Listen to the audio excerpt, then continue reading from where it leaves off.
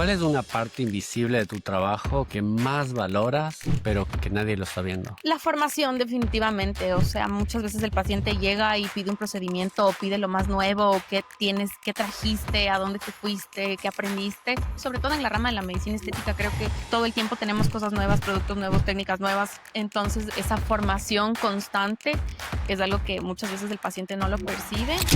Y muchas veces pensamos, como te decía al inicio, que es un tema de superficialidad, de simplemente soy vanidoso y quiero cambiar por vanidad. Pero definitivamente este tipo de cambios van mucho más allá porque nos hacen sentir mejor y nos hacen subir nuestra autoestima y nos hacen cambiar la forma en la que nosotros nos proyectamos hacia el resto y la seguridad con la que hacemos cosas. Muchas personas sienten que los médicos tienen una profesión, tienen un trabajo tan estable o ganan mucho dinero, pero en verdad hay mucho sacrificio detrás de eso. Antes de arrancar este episodio, quiero darte las gracias. Primero que nada, por ser parte de esta comunidad. El equipo detrás del podcast sigue creciendo y esto es literalmente porque tú miras, comentas, compartes y le das me gusta a los videos. Es un privilegio enorme sentarme con invitados increíbles para explorar juntos esas preguntas, dudas o preocupaciones que todos tenemos sobre nuestra vida financiera y personal. Pero esto es apenas el comienzo. Tenemos grandes planes para llevar estos programas aún más lejos y alcanzar a cada rincón de Latinoamérica y del mundo. Cada suscripción nos permite seguir trayendo a los mejores invitados y justificar cada elección, simplemente gracias a tu apoyo constante. Si quieres apoyar este proyecto y ayudarnos a seguir creciendo, lo mejor que puedes hacer es suscribirte al canal. Si te gustan estos episodios, si disfrutas lo que hacemos aquí, simplemente dale clic al botón de suscripción. Significa mucho para nosotros y ahora sí, vamos con este episodio. En el 2020, mientras el mundo se detenía, ella regresó a Ecuador con una maleta llena de conocimiento europeo, visión estética mexicana y una certeza silenciosa. No venía a adaptarse, venía a elevar el estándar. Desde entonces, su nombre se volvió sinónimo de precisión, ética y resultados impecables. Pero detrás de cada procedimiento hay algo que no se ve. Hay decisiones difíciles, migraciones emocionales y una obsesión con el detalle que va más allá de la técnica. Carla, estoy muy contento de que estés aquí y poder profundizar en tu historia. Muchísimas gracias, qué linda tu introducción. Creo que es un preámbulo súper lindo de la verdad todo lo que ha venido siendo este camino. Como tú dices, vine a Ecuador básicamente con un conocimiento que había aprendido en otros países. Tuve la bendición y la oportunidad de estudiar fuera. Mi carrera como médico la hice en Ecuador, pero mis especialidades han sido fuera del país y eso creo que sí me ha ayudado primero, bueno, al hecho de poder vivir las experiencias de estar en otros países y de aprender de grandes maestros, pero también de tener una visión completamente diferente. Creo que ese es un plus que ha marcado muchísimo mi carrera. Empecemos por ahí entonces. ¿Qué historia sobre el cuerpo de la belleza heredaste creciendo en Ecuador? Bueno, Ecuador yo creo que aún sigue siendo un país pequeño en ese sentido. Por ejemplo, a comparación con otros países como México, en donde la parte estética es un must, en la mayoría de personas siempre quieren hacerse algo. El índice de procedimientos estéticos no invasivos y quirúrgicos en México es súper, súper elevado. Es uno de los países con más procedimientos estéticos a nivel mundial. Entonces creo que fue una súper buena escuela. Y creo que poco a poco en Ecuador se ha ido desarrollando y hemos perdido. Sí, perdido poco a poco el miedo de este tipo de procedimientos. Hay muchos tabús que poco a poco también los hemos ido rompiendo y creo que la enseñanza y la educación como médicos también hace que nuestros pacientes cambien un poco esa perspectiva o ese miedo en cuanto a los procedimientos estéticos en general. Sí, tienes razón. Yo crecí en Ecuador, entonces sé que si es que alguien se hacía un procedimiento era como, ¿por qué? O cómo tal vez se juzgaba un poco más o eh, había como un tabú contra eso y ahora ha ido cambiando. ¿Hubo un momento específico que te hizo decidir, quiero dedicarme a transformar rostros específicamente? Bueno, te cuento que algo que definitivamente ha marcado mucho mi carrera, mi profesión y sobre todo la rama a la que me dedico es que durante muchos años yo fui voluntaria de Operation Smile en Ecuador. Y esta es una fundación que se encarga de trabajar con niños que tienen fisuras de labio y paladar y obviamente todas esas secuelas que este tipo de pacientes tienen a lo largo de su vida. Entonces es tan transformador el cambio que tú le puedes dar a una persona que tiene un padecimiento con el que nace y que a lo largo de su vida, obviamente la parte estética es importante para esos pacientes. Entonces el hecho de haber sido parte de esta fundación durante algunos años y lamentablemente ahora por una cuestión de tiempo me he tenido que alejar de la fundación, creo que ha sido una de las cosas que a mí más me ha marcado, porque si bien, claro, es un tema funcional, los niños necesitan hacer este tipo de correcciones a lo largo de su vida para poder alimentarse, para poder hablar. También ya llega un punto en el que ya la adolescencia llega a estos pacientes y hay cosas que dentro de la parte estética también son necesarias de corregir, narices, cicatrices y creo que eso a mí me enfocó mucho en el hecho de poder trabajar acerca de la estética facial, mucho más allá de una parte o de la parte superficial que muchas veces se puede pensar que este tipo de procedimientos traen, sino más bien enfocado en el hecho de poder cambiar la autoestima de una persona, la forma en la que se proyecta, su seguridad, que definitivamente se ven influenciados cuando uno corrige algo que no le gusta de su parte estética, de su parte física. Entonces creo que ese fue definitivamente para mí un aporte y sobre todo por dónde empezar y hacia dónde quería llegar al tratar a mis pacientes. Es muy linda esa distinción y creo que ya me dirás si estoy equivocado, pero la mayoría de casos no es tratar de encontrar la belleza perfecta o encontrar cómo llegar al Miss Universo. O sea, ese no es el mayor de los casos. De estos, acabas de dar el otro lado del espectro. Alguien que tiene un problema físico que no solo le impide físicamente, pero emocionalmente también. Y después hay todos los que están en el medio, que ya son procedimientos más pequeños que les ayudan a sentirse un poco mejor. ¿Eso lo aprendiste en tu formación también más en España y en México? ¿Te cambió la forma de verlo o cómo llevaste ese aprendizaje de la fundación a luego la formación que tuviste después? Bueno, te cuento que el voluntariado ha sido parte de mi vida desde que soy súper pequeña. Y de hecho, esa fue una de las razones por las que decidí ser médico. Mi principal idea al seguir esta carrera fue el poder entregarle algo a la gente con conocimiento médico. Siempre me llamó la atención la parte de la medicina. No vengo de una familia de médicos, toda mi familia es de abogados más bien. Y claro, son carreras súper tradicionales, súper típicas en donde si el abuelo es abogado, si el hijo es abogado, el nieto será abogado. Y yo decidí tomar un camino súper diferente al de mi familia porque fue algo que fue mi sueño desde que era niña. Entonces estuve muy cerca del voluntariado y de esa parte de ayudar a la gente, no solamente en mi formación, sino desde antes, donde hacía otro tipo de voluntariados. Y el voluntariado en Operación Sonrisa lo empecé a hacer cuando estaba en la universidad por el llamado de un conocido mío que formaba parte de la fundación y claro, me dijo como, ¿te interesa? ¿Quisieras poder ayudar? Entonces ha sido como un proceso que lo he venido haciendo durante mi formación y me ha servido mucho en mi formación ya de especialidad. O sea, sobre todo me dio mucha experiencia el momento de poder entrar con confianza a hacer un procedimiento en el que estás trabajando en un rostro. Entonces, conocer súper bien la anatomía, entender muy bien los planos en los que estás trabajando. Entonces, claro, eso fue para mí importante dentro de mi formación. Y posterior a eso fue que ya luego me fui a especializar, acabé mi carrera, me fui a especializar. Mientras me estaba especializando, había veces que venía de viaje justamente para coincidir con las misiones de la fundación.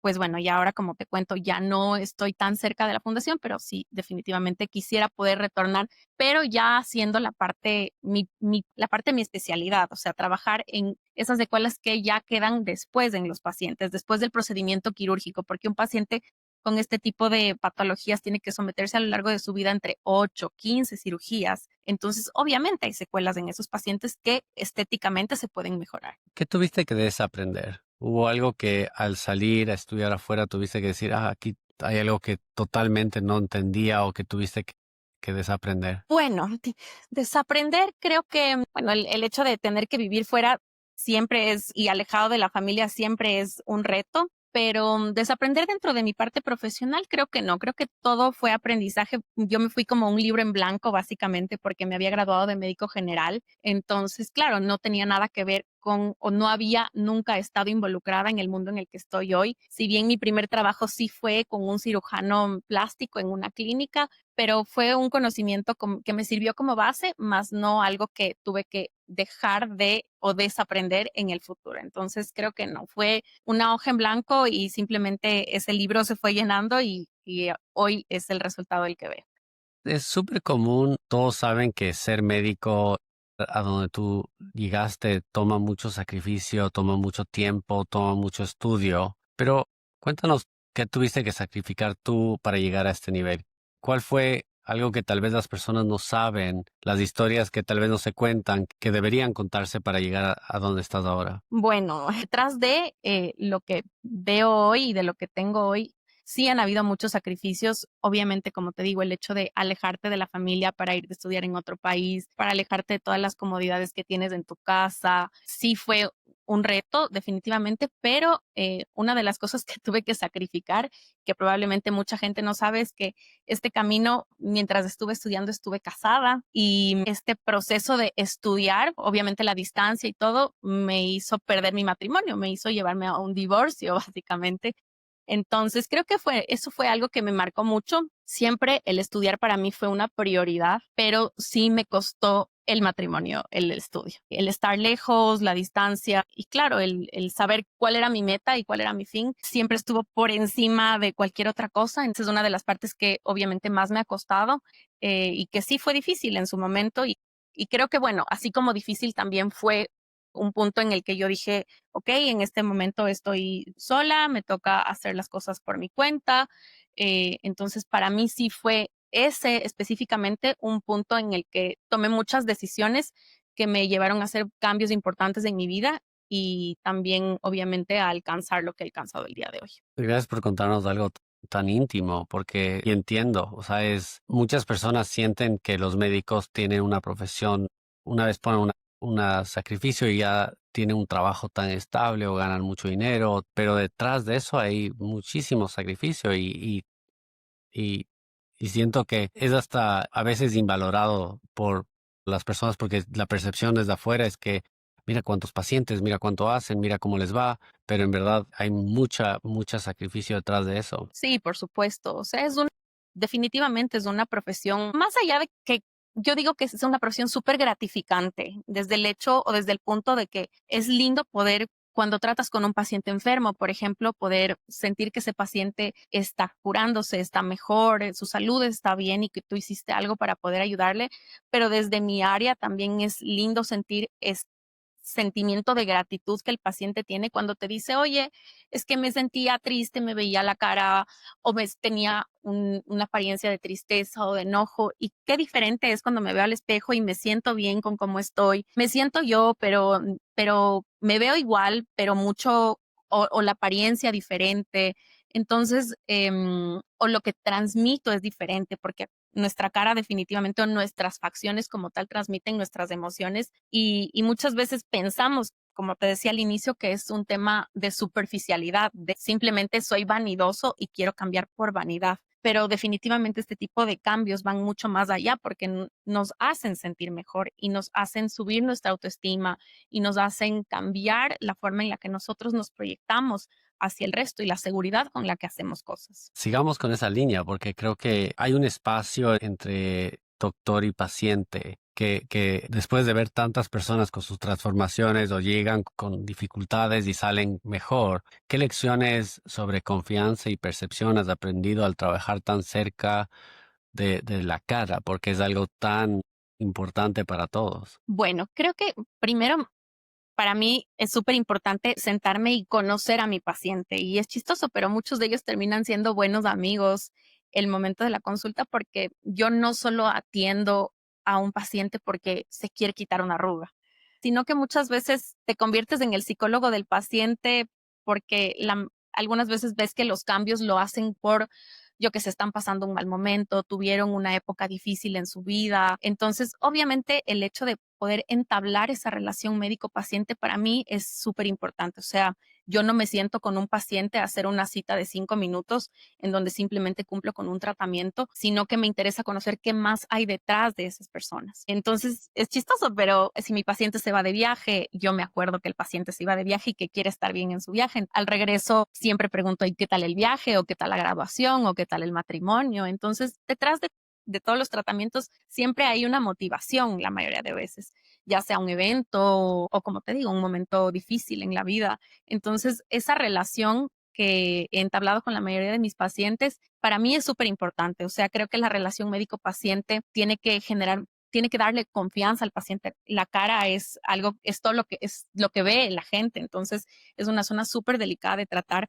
Y obviamente este tipo de tratamientos tienen que estar basadas en la confianza que tiene el paciente hacia el médico. Y obviamente la comunicación y la forma en la que uno educa a sus pacientes. Entonces creo que también eso para mí ha sido súper importante en todo este camino y ha sido el poder educar a mis pacientes y en la mayoría de ellos que ya son pacientes que conozco de muchos años, el hecho de poder ir viendo ese proceso de transformación a lo largo del tiempo y no una transformación en la que tú dices, Dios mío, ¿qué le pasó a esa persona? ¿Qué se hizo? Sino una transformación de un envejecimiento amigable. Yo siempre les digo a mis pacientes, mi intención no es que ustedes se vean 10 años más jóvenes.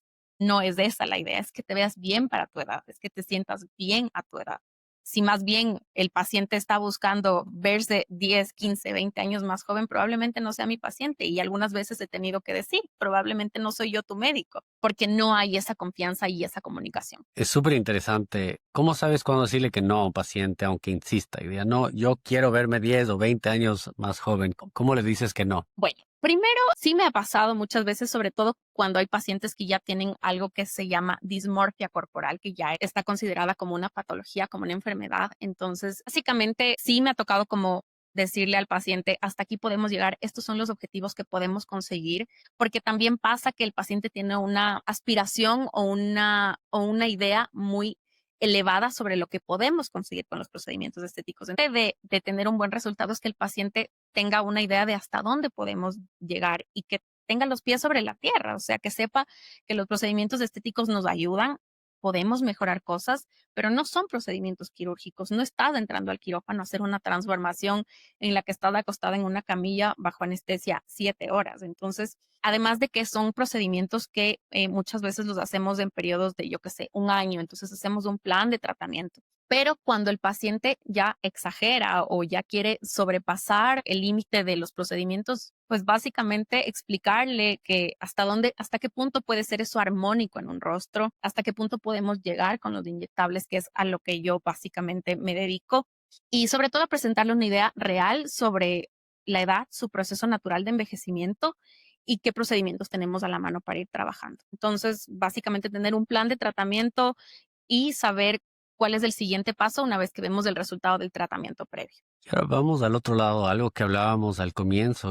Tal vez Ecuador o inclusive Latinoamérica, bueno, dijiste que México y España son un poco más avanzados, pero Ecuador siempre fue mucho más conservador. Y hago este paralelismo porque en lo que yo trabajo, que son inversiones, las personas no, o los latinos todavía tienen como tabú, esto no debo hacer, esto sí debo hacer, no debo hacer, y nos llevamos como muy por culturalmente al que no nos merecemos, al que no deberíamos hacer, al que si me hago no digo. ¿Cómo manejas ese aspecto y cómo lanzaste tu negocio en una cultura que realmente todavía es un poco cerrada, un poco difícil de abrirse a este mundo? Bueno, creo que también ha influido muchísimo en el cambio y creo que poco a poco hemos ido avanzando como cultura y abriéndonos un poco más a este tema de los procedimientos estéticos por información de afuera, porque vemos redes, porque la comunicación es mucho más global. Pero claro, obviamente hay también el paciente que viene súper temeroso, que viene por primera vez,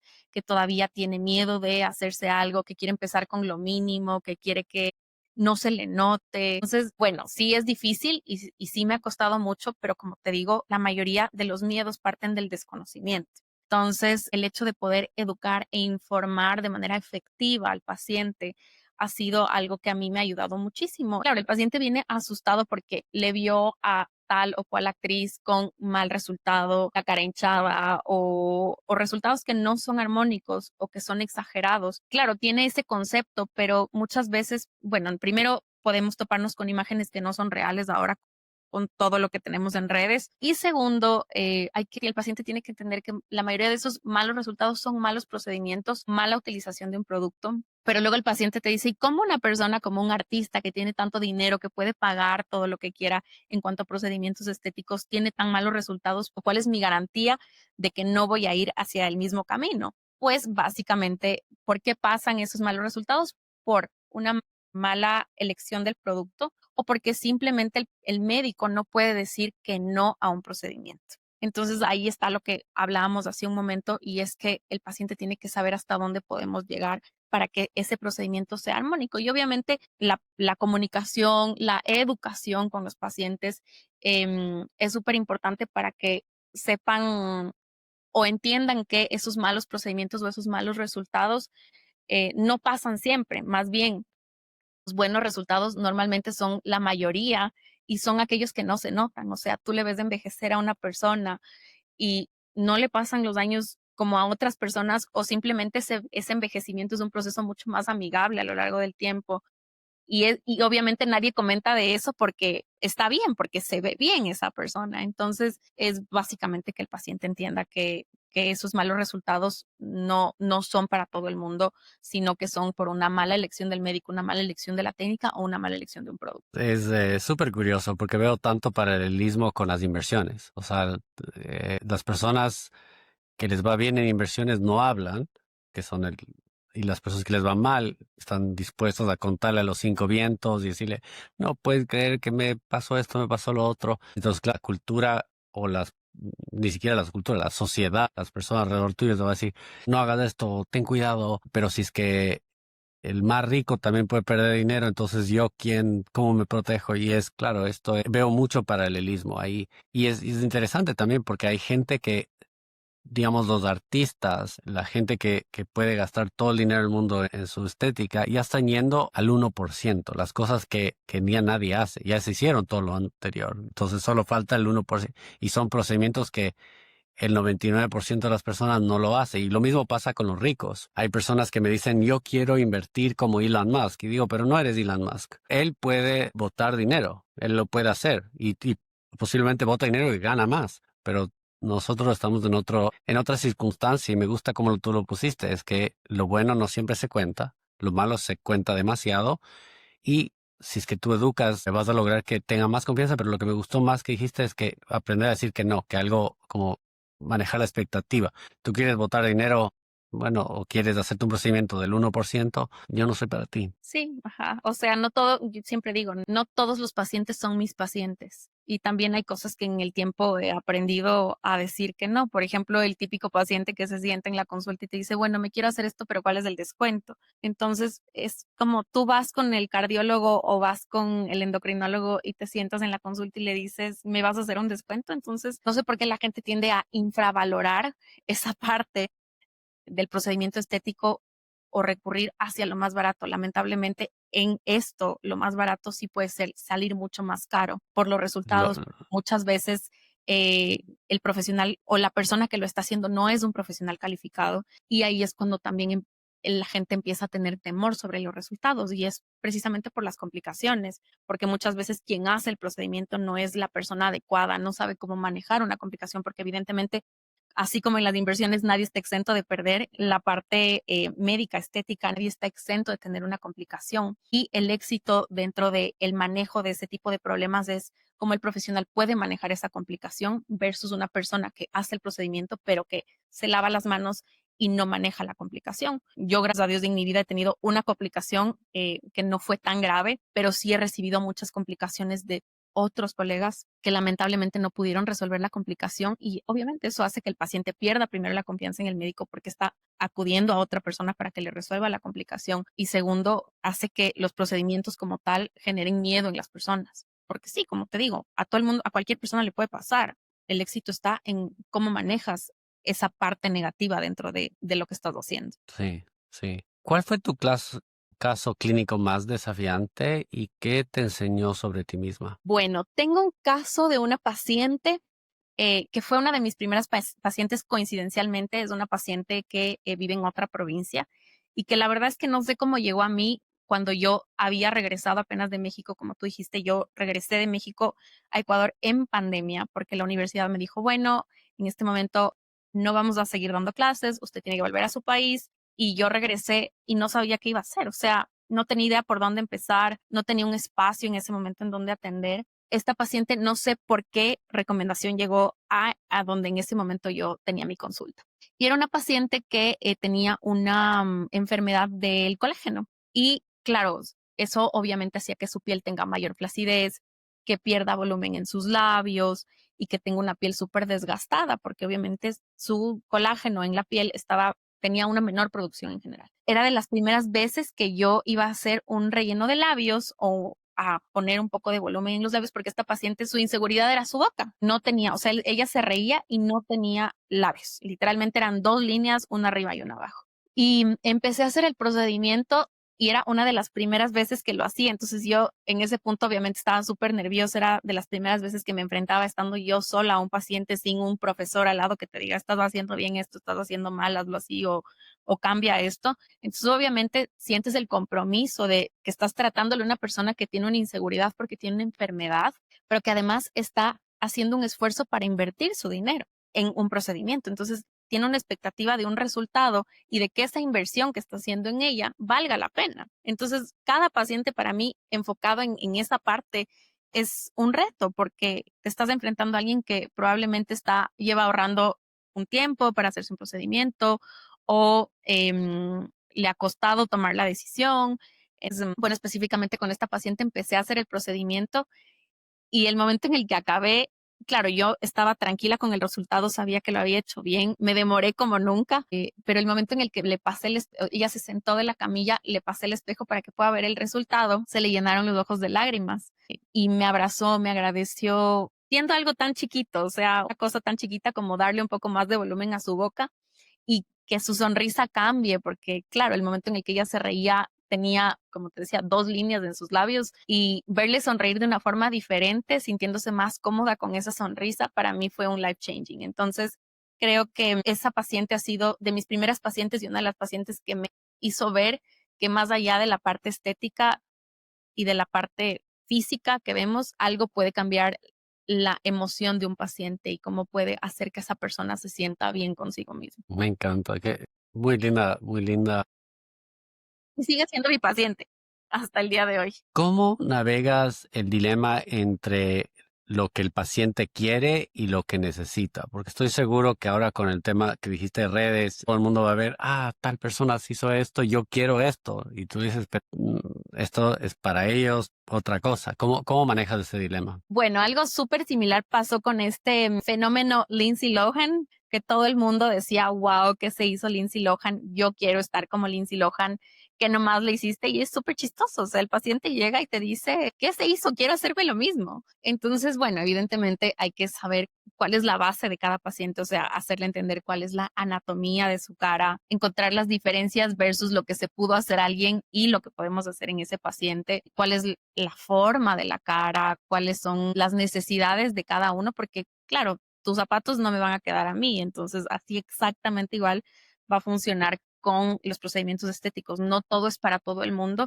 pero sobre todo lo más importante y en lo que yo me enfoco es en hacer un assessment con el paciente que vaya súper detallado, porque muchas veces llegan los pacientes y te dicen, yo quiero esto o quiero tal cosa, como pasa ahora con el tema de los bioestimuladores, que son inductores de la producción de colágeno en el tejido, y probablemente la expectativa del resultado del paciente, justamente por este fenómeno de Lindsay Lohan frente a un tratamiento es súper alta, pero no ven el behind the scenes de todo esto, o sea, cuánto tiempo ese paciente le tomó llegar a conseguir ese objetivo, cuántos procedimientos se hizo y sobre todo hay que enfocarse en el grupo etario de cada paciente. ¿Cuántos años tienes para saber qué procedimientos son los indicados también para tu edad y para tu necesidad de acuerdo a tu edad? Muchas veces yo no me enfoco tanto en el hecho de cuántos años tienes, sino qué necesidades tienes, porque a veces tenemos pacientes súper jóvenes que cada vez sí pasa que acuden a la consulta para hacerse procedimientos estéticos y más allá de la edad como tal, hay una necesidad detrás de cada paciente. Entonces, la valoración entender qué es lo que el paciente quiere resaltar de su cara. Entonces, por ejemplo, una pregunta que la mayoría de veces hago es, ¿qué le gusta al paciente de su cara? ¿Qué te gusta a ti? ¿Qué te gustaría? ¿O cuál es la parte de tu cara que más te gusta? Porque la idea es que podamos enfocarnos en resaltar más esas cualidades que a cada persona le gustan más de su cara y no enfocarnos tanto en el problema. Como. Entonces, y ya en la parte del problema lo veo yo cuando hago la valoración. Entonces, trato de resaltar la parte que más le gusta al paciente y poco a poco vamos corrigiendo, pero como te digo, es necesario una valoración previa porque por Instagram, por ejemplo, a mí me consultan o me dicen, me quiero hacer esto o cuál es el precio de tal procedimiento. Y claro, mi explicación es que lo ideal es que podamos vernos en una cita de forma presencial para yo poder observar, tocar, palpar cada paciente para que podamos encontrar el mejor camino para cada uno, porque no todo es una plantilla de tratamientos. O sea, cada quien es un mundo completamente diferente y cada procedimiento es diferente para cada necesidad. Me encanta esa distinción entre conocer lo que necesitas para ti y no solo lo genérico que hay en el mercado, porque en verdad no es algo totalmente, todas las circunstancias son distintas. No hay dos personas iguales y hay que entender que por algo son profesionales. O sea, el ChatGPT llega a un nivel, pero no llega al nivel de poder verte tomar tu experiencia, tus expectativas, lo que te gusta, enfocarse en eso, o sea, es muy interesante. Mirando un poco hacia adelante y ahora que estás abriendo caminos en Ecuador, ¿qué conversación te gustaría abrir sobre estética que aún no se tiene en Ecuador? Bueno, creo que el mayor problema es la falta de conocimiento y en este momento también que no tenemos lamentablemente leyes o normativas que hagan que los médicos, que seamos los médicos quienes nos encarguemos de hacer este tipo de procedimientos. Lamentablemente, la mayoría de complicaciones, de problemas y de malos resultados con este tipo de procedimientos vienen de la mano de gente que es inexperta y de personas que confían en gente que no tiene experiencia y que no tiene estudios detrás. Entonces, creo que lo más importante sería en este punto como poder tener una ser ma que hay una mayor rigurosidad en cuanto al control de este tipo de procedimientos, porque lamentablemente si tú te vas a la peluquería, hacen procedimientos estéticos, si te vas al spa, hacen procedimientos estéticos, si te vas al odontólogo, hacen procedimientos estéticos. Entonces creo que es algo que necesita sí o sí regulaciones. Incluso el tema de la venta de productos, creo que parte de ahí, o sea, si tú como laboratorio, tú como representante o tú como persona que tiene una empresa que trae productos de manejo estético le vendes a cualquier persona, entonces de ahí parte la complicación. Entonces creo que sí sería bueno que en algún punto nos podamos sentar entre quienes puedan llegar a encontrar la solución para esto y hacer que las cosas se hagan bien, o sea, que haya normas, que haya reglas, que esté más, no sé, normado el hecho de quién puede hacer este tipo de procedimientos y así también evitar, como te digo, las complicaciones y esos malos resultados que tienen los pacientes frente a este tipo de procedimientos. Entonces, creo que esa es una de las partes más importantes y que lamentablemente como médicos enfocados en este campo no nos ampara. Creo que han sido muchos años de estudio para muchos de nosotros, mucho esfuerzo, mucha dedicación y muchas veces se ve mermado porque tenemos personas que no están capacitadas haciendo este tipo de procedimientos. Y es un punto importante porque estoy totalmente de acuerdo que se está normalizando, sobre todo el Botox y esas cosas que la peluquería, el dentista aquí en Miami hacen casa abierta con Botox. O sea, atraen a la gente que venga a comprar real estate y les ponen Botox. Wow. ¿Y cómo no vas a tener malas experiencias? O sea, si es que haces eso. Creo que el Botox se está volviendo como muy codicioso de tratar de vender a todo el mundo. Y claro, los pacientes lo normalizan y después pueden suceder unas complicaciones más graves. Y creo que eso es bueno alzar la voz, es bueno decir, o sea, es un producto seguro, pero siempre en las manos de alguien que Por supuesto. sabe hacerlo. Y es algo que yo repito mucho y también yéndonos al tema de malos resultados, o sea, yo puedo tener muy buenos resultados a misma persona, o sea, u otra persona con el mismo producto probablemente le vaya súper mal y tenga complicaciones. Entonces, obviamente todo va a depender de la experiencia que tengas en este tipo de procedimientos y de, como tú dices, no normalizar el hecho de, o sea, hay cosas que hay que cumplir para hacer un procedimiento de estos, o sea, tienes que estar en un ambiente que sea aséptico, cumpliendo normas de asepsia, de antisepsia, que sea un lugar apto para realizar este tipo de procedimientos. Por lo tanto, me parece terrible como hacer, yo qué sé, un pool party y que tengas a 20 personas poniéndose Botox ahí. O sea, como que no es la idea de hacia dónde la medicina como tal tiene que ir. En otros países sí, hay otros profesionales que están calificados para realizar este tipo de procedimientos. En Ecuador, básicamente, deberían ser los médicos quienes se encarguen de este tipo de procedimientos y, y que tenemos esa formación para poder hacerlo. Voy a hacer otro paralelo ahí con las inversiones. Lo mismo me pasa cuando dicen, es que mi primo me dijo que debo invertir en tal cosa, o estuve en un Uber y me dijo que tengo que invertir en otra cosa. Y digo, pero existen profesionales por algo. Si fuesen tan buenos, ellos también lo harían. Y es algo por hacer un paralelo ahí que lo veo Y muy a claro. veces les digo a los pacientes, ¿qué le parece si es que la próxima vez que usted viene a su tratamiento, yo me encargo de cambiarle los frenos a su auto? No, ¿cómo cree, doctora? ¿Está loca? Claro, sí, no sé. O sea, me puedo matar si es que hace usted eso. Obviamente no soy una persona calificada para hacerlo. Puede que lo haga mal. Entonces es básicamente, como siempre digo yo, zapatero a sus zapatos. Sí. ¿Cuál es una parte invisible de tu trabajo que más valoras, pero que nadie lo está viendo? La formación, definitivamente. O sea, muchas veces el paciente llega y pide un procedimiento o pide lo más nuevo, qué tienes, qué trajiste, a dónde te fuiste, qué aprendiste. Y creo que el hecho de la educación y la formación es algo que el paciente muchas veces no percibe y obviamente la inversión que implica el hecho de seguirte formando, porque así como en otras carreras, la medicina es una profesión en la que uno nunca deja de estudiar, en la que uno tiene que seguirse actualizando y sobre todo en la rama de la medicina estética creo que todo el tiempo tenemos cosas nuevas, productos nuevos, técnicas nuevas. Entonces, esa formación constante es algo que muchas veces el paciente no lo percibe, que simplemente recibe el beneficio, pero que no está constantemente viendo cuál es el proceso de ir aprendiendo cosas nuevas, de viajar a otros países, de estar en entrenamientos, de seguirte educando constantemente. Entonces, y eso es algo que definitivamente hace la diferencia entre un médico y otro médico, o entre un profesional y otro profesional. El hecho de poder seguirte formando, de seguir aprendiendo, y eso es algo que me encanta a mí de mi profesión. Me encanta poder seguir aprendiendo, conociendo, trayendo cosas nuevas para los pacientes, sobre todo porque te puedes topar muchas veces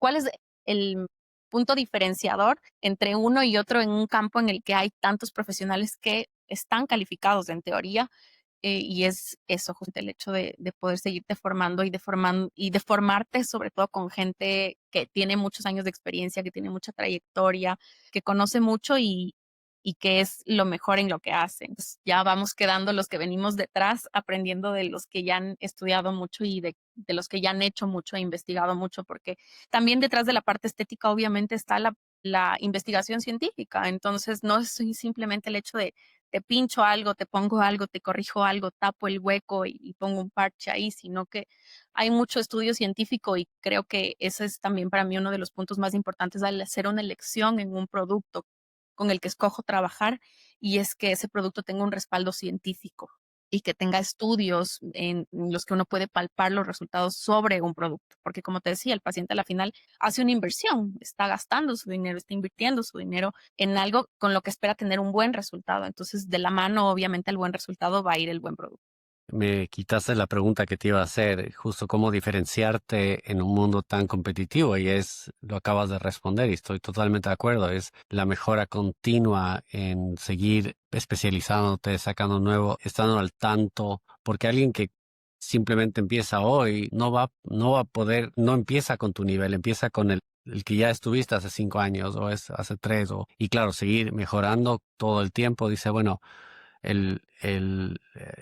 solo no quiero canibalizar el Botox, pero el Botox fue hace 20 años. Ahora hay 100 productos nuevos que Bueno, nunca cambié son más el específicos. Botox nunca cambiará y nunca nos ayudará porque hasta ahora no hemos descubierto algo que tenga tan buen resultado para eliminar arrugas. Sí, o sea, como tú dices, incluso en la aplicación de Botox las técnicas han cambiado muchísimo y ahora tiene otros usos también dentro de la parte estética, porque bueno, Botox a la final es un producto, un medicamento que su uso también se aplica a otro tipo de patologías o incluso de enfermedades, tics nerviosos, de estrabismo, y eso es algo que a veces la gente no sabe y piensa que simplemente tiene un uso estético, y la aplicación de toxina botulínica va más allá del quitar una arruga.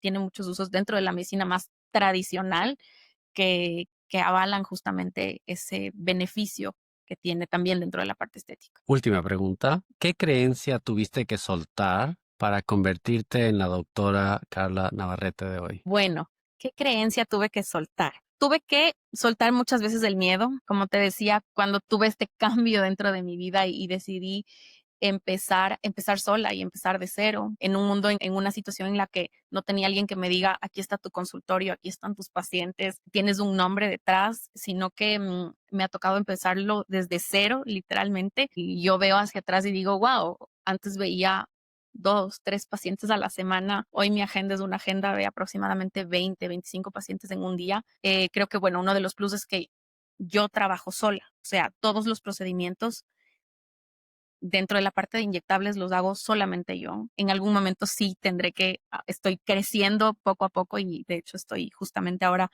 por abrir un nuevo consultorio y en ese punto tendré que tomar la decisión de expandir un poco también el tema personal de gente que me ayuda. Y bueno, esa ha sido una de las cosas más retadoras en este punto porque tuve ya una mala experiencia, pero el soltar el miedo, o sea, el empezar a hacer las cosas sola, el enfrentarte a un paciente, el tener que muchas veces enfrentarte a un paciente que no puede estar 100% contento con el resultado, que su expectativa era otra, era irreal. Entonces también perder un poco ese miedo al ser firme, al decir, ok, esto es lo que podemos alcanzar como resultado. En tu caso, no podemos alcanzar la expectativa que tú tenías, pero porque no tenemos la base para poder hacer eso. Entonces también he aprendido a ser un poco más firme, he aprendido a tomar decisiones ya no siendo tan emocional. Yo soy una persona súper sensible y antes me afectaba mucho el tema de que alguien no esté 100% contento con el resultado y me diga, sí, me gusta esta parte. Entonces creo que en el camino he aprendido a ser un poco más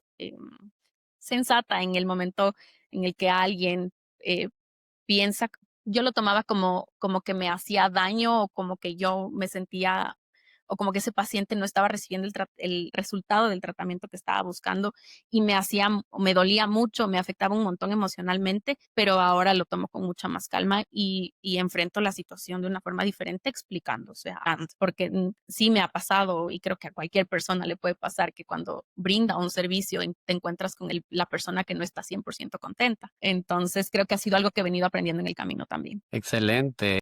Gracias por haber venido.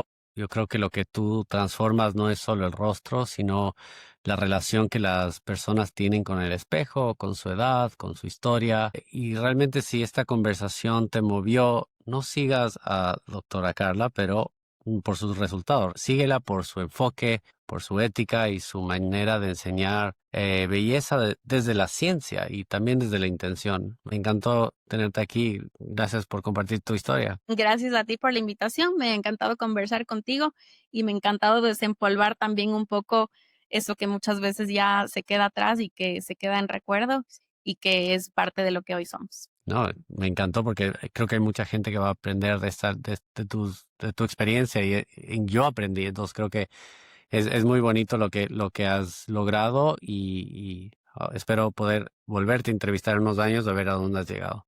Claro que sí, encantado.